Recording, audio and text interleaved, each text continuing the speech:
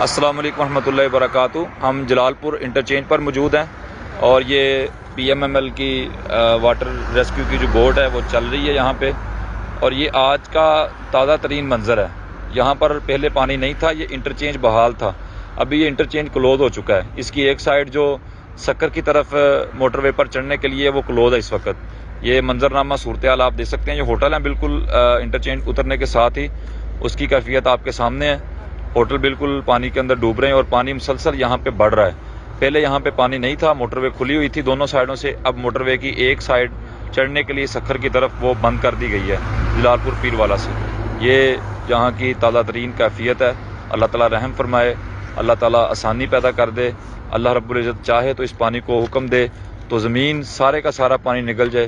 اس کی طاقت قوت بہت زیادہ ہے، ہم اس سے اس کی مدد کا سوال کرتے ہیں۔